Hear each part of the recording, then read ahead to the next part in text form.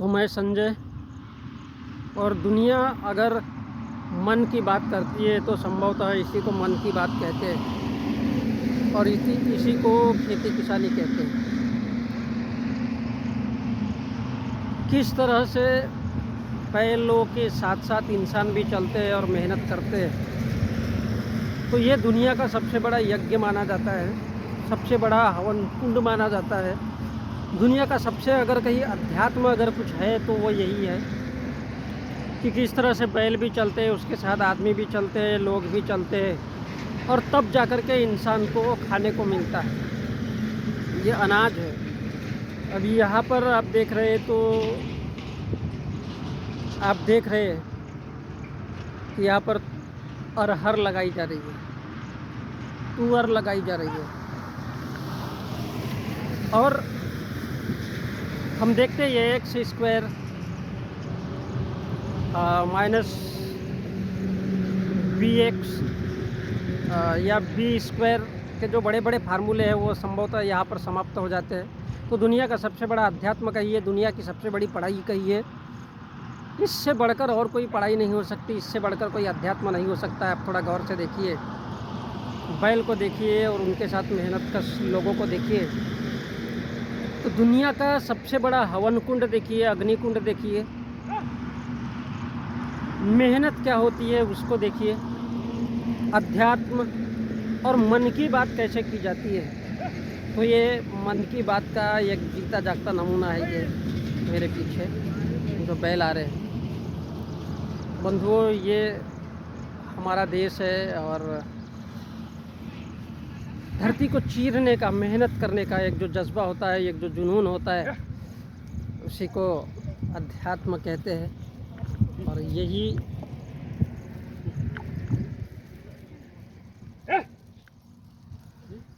से वो सब मिलता है और इसीलिए इसको हल जोतना कहते हैं और हल कहते हैं। हल, सारी दुनिया का हल। अध्यात्म क्या, किताब क्या, कॉपी क्या और पेन क्या, और यही हल अग्निकुंड है, यही हल हवन है, यही यज्ञ है और यही अध्यात्म है। दुनिया का सबसे बड़ा अध्यात्म अगर कहीं है तो वो इसी में है। आप देख सकते हैं 3 महिलाएं 3 उथली गुल लेकर के उसके नीचे बीज डालती हुई, और एक किसान जो हल जोत रहा है। तो दुनिया का सबसे कठिन काम, इसलिए इसको हल कहते हैं।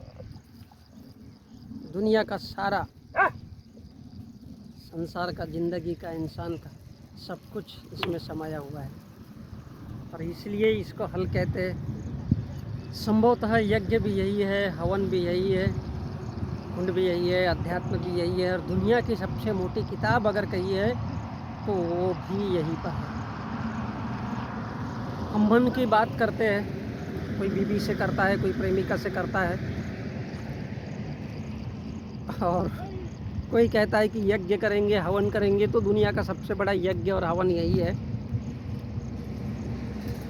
और दुनिया का सबसे बड़ा कल्याणकारी काम अगर कहोगे तो यही है, पैदा करना, अनाज पैदा करना।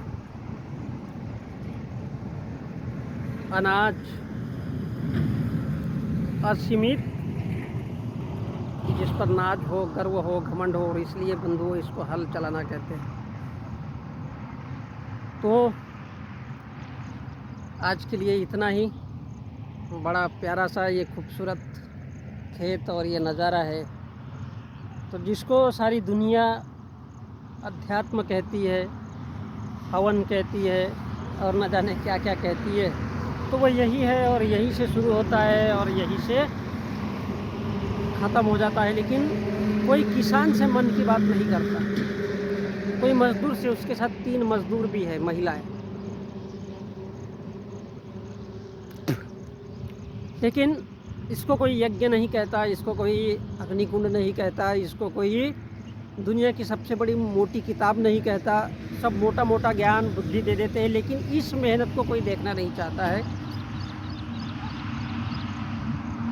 और इसका ही निकला हुआ माल इन लदालत ट्रकों में, गाड़ियों में आता रहता है और जाता रहता है, लेकिन इस किसान के ऊपर किसी का ध्यान नहीं जाता है जो पूरी दुनिया का हल है। आपने हवाई जहाज बनाया, लेकिन इंसान आज भी धरती पर रहता है, आज भी धरती को चीरता है। धरती को थोड़ी सी तकलीफ़ दो तब वो जाकर के अनाज देती है। और इसी को यज्ञ, इसी को अध्यात्म कहते हैं, वो अनाज देता है। इसी को यज्ञ और इसी को अध्यात्म कहते हैं। दुनिया का सबसे बड़ा ज्ञान, सबसे बड़ी गंभीरता, और इसलिए तो हल चलाना कहते हैं। हल धरती को चीरता है।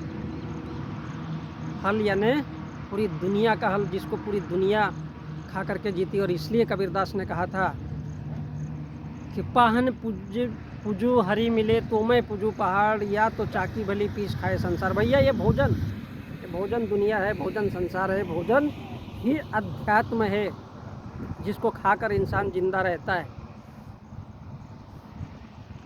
देख सकते दिन भर उस हल के पीछे पीछे चलते हैं, और कितनी अद्भुत मेहनत ये किसान करता है, जिसके बारे में हम कभी कल्पना नहीं कर सकते। तो यहाँ पर फसल बुआई चल रही है, उसको लगाने का काम चल रहा है, और मैं संजय।